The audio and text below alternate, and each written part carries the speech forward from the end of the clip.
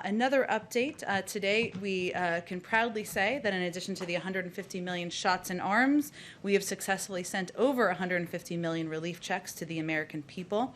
The fourth batch of the economic impact payments from the American Rescue Plan totals more than 25 million payments, which brings the total dispersed so far to more than 156 million payments, totaling $372 billion since the plan was signed into law less than a month ago.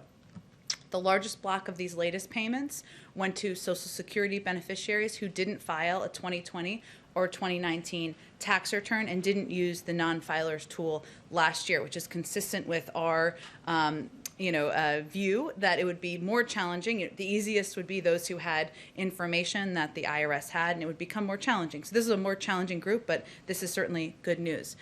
Within 2 weeks of the American Rescue Plan becoming law, the IRS and Treasury had started dispersing 170 million payments. At a similar point during the first round of economic impact payments authorized a year ago, the first payments had yet to be completed. So just to give you a point of comparison. It's also important to note, and I know there's been some coverage of this, the IRS has been consistently underfunded, with 20,000 fewer staff available to help Americans. That's over the last 10 years, 20,000 fewer. And our commitment is also to working on this problem and hiring more personnel at the IRS. The President's Rescue Plan secured an additional $1.5 billion to help the IRS get checks out checks and modernize. And we are pleased that since the beginning of this administration, the inherited backlog of 2019 returns has been cut in half. One other update, good news you can use, I'll put it in that category. Health and Human Services Secretary Becerra announced that more than 500,000 Americans have already signed up for coverage on healthcare.gov since the beginning of the special enrollment period. Nearly 15 million Americans who currently lack health insurance and many current enrollees are eligible.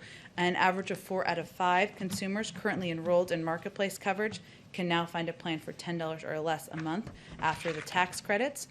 Finally, the First Lady announced earlier today, was joined virtually by U.S. military families, advocates, and stakeholders from around the world as she set forth the priorities of joining forces. She spent the last few months hearing directly from military families, caregivers, survivors, and visiting military installations across the country.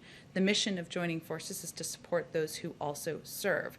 The work and priorities of joining forces will center on the needs of military families in the areas of employment and entrepreneurship, military child education, and health and well-being. It was important that she relaunch this initiative within the first 100 days. With that,